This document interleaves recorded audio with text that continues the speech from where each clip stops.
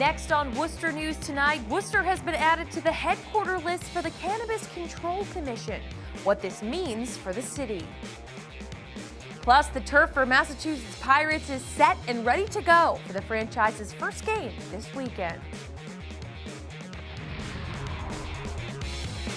Good evening and thank you for joining us. I'm Anna Botari.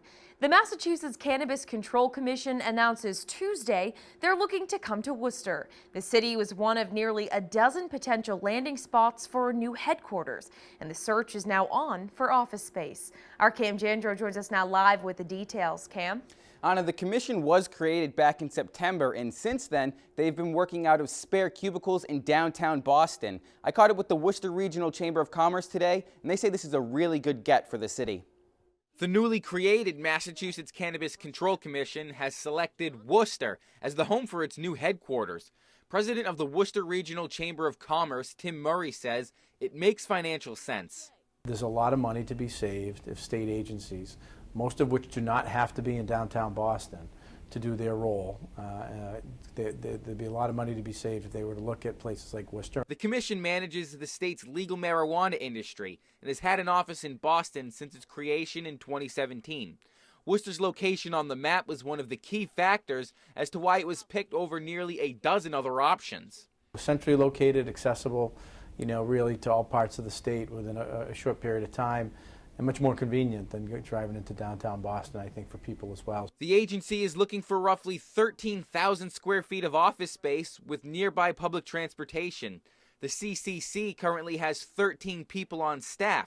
Murray says if staffing grows in the coming years, it's a boost for Worcester. Worcester and other gateway cities, if you're adding 50, 100 jobs into the downtowns, that's a shot in the arm for the local economy at a time when Boston seems to be doing very well. Now, there is no word as to where these offices could end up, but the commission is hoping to be in Worcester by May of 2019. Anna? Thanks, Cam. Air tests taken in 2 city schools for the presence of PCBs were all below federal level of concern for students and adults.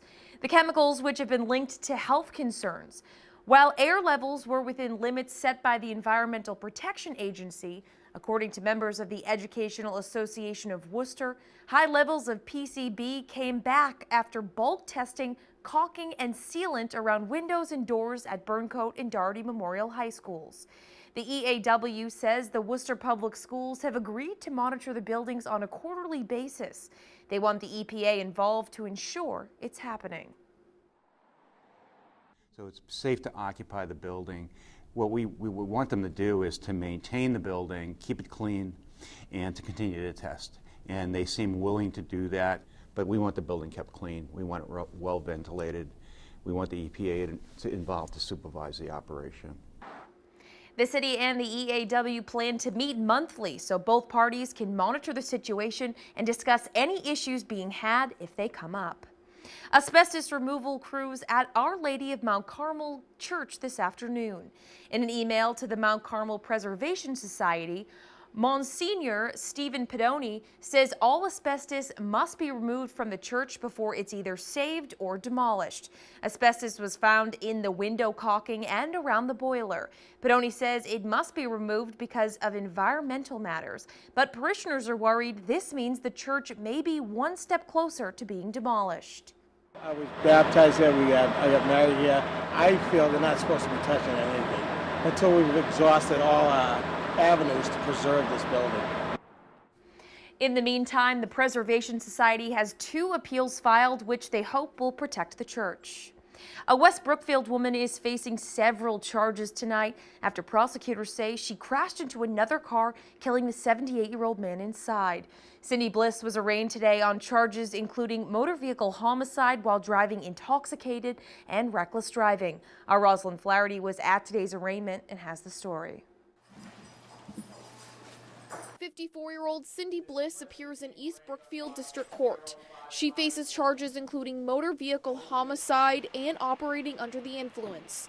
According to court documents, it's her second OUI. EMTs noted from the defendant that she appeared to be guarding something in her pocket. EMTs ultimately noted that she was appeared to be trying to loosen a cap to something. EMTs located a bottle of vodka in her pocket that was half full. Prosecutors say a witness saw Bliss speeding Monday morning in West Brookfield.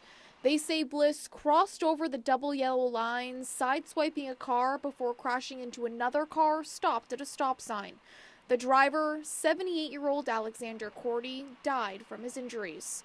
West Brookfield Police Chief Thomas O'Donnell knew the victim well. The tragedy is hitting close to home. Mr. Cordy was a very good friend.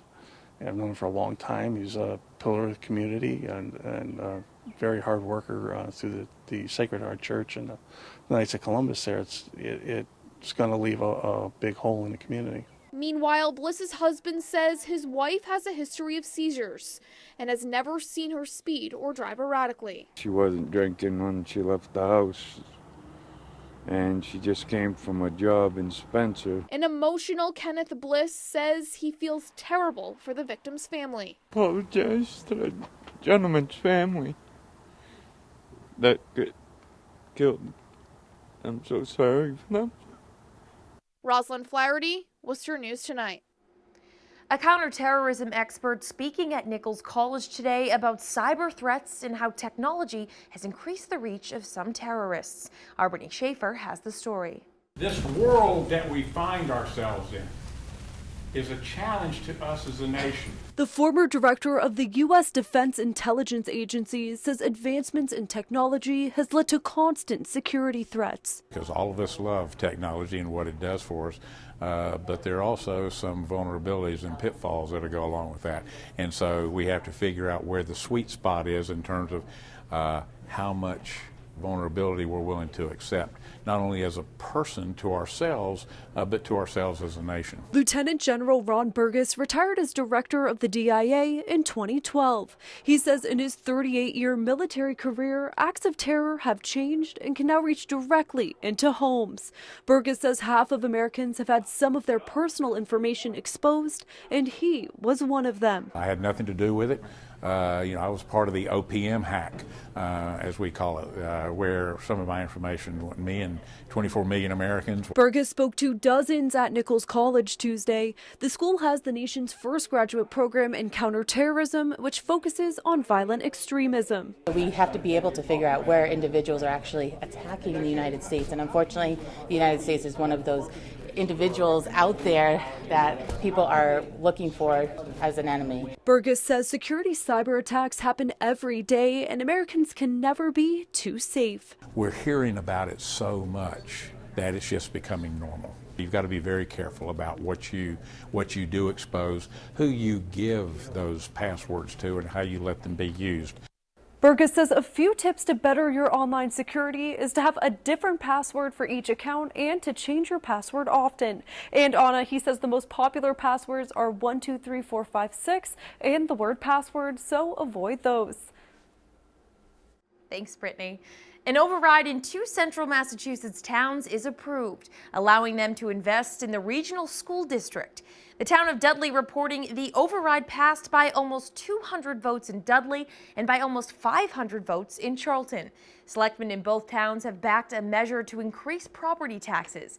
The towns combined need to raise a little more than $3 million for the school budget.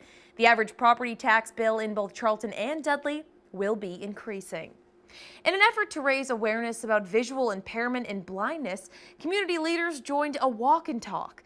Organizers are hoping their discussions can turn into actions. Our Chandler Walsh has the story. Getting around downtown Worcester without being able to see.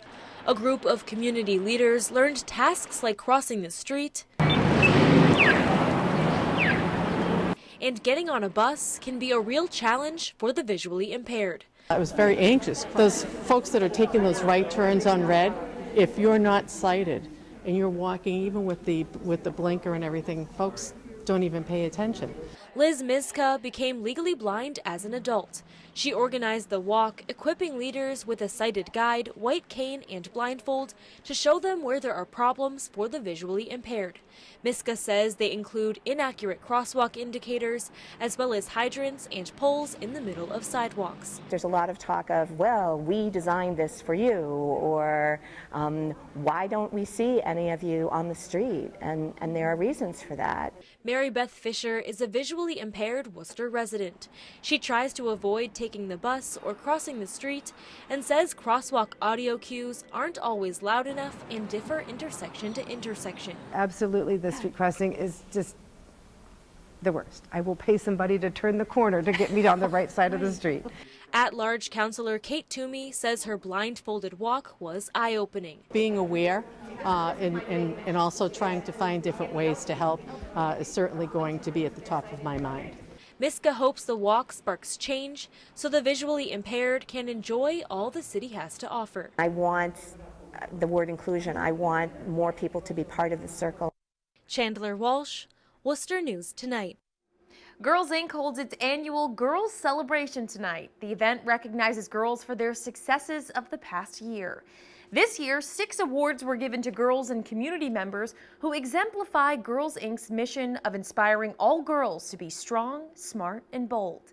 Lula Bethencourt is receiving the Vanessa T. Marcotte Award. The organization says she was chosen for her kindness, spirit of resilience, and can-do attitude. She says she hopes to inspire other young girls. I just want them to know, like, through anything you go through, you'll make it somehow, some way. Like, do everything for yourself and make sure you're happy. CEO Victoria Waterman says this event is held each year to show the community the hardworking and inspirational group of young women who are part of the organization. It's never been more important than today to support and empower girls. Other award recipients include Bay State Savings Bank, who received the Outstanding Community Partner Award, and Salam Van Voorsen, who received the Valerie's Luring Girl of the Year Award. Well, the Patriots may have lost the Super Bowl, but football fans in Massachusetts will have another team to root for this spring. The Massachusetts Pirates will be taking over the DCU Center this weekend for the first ever game. The turf has been laid down for opening day. The team will be a part of the National Arena League and is scheduled to play 8 games here in Worcester. The Pirates are the city's first arena football team since the New England Surge back in 2007. Kickoff is Saturday at 7 p.m.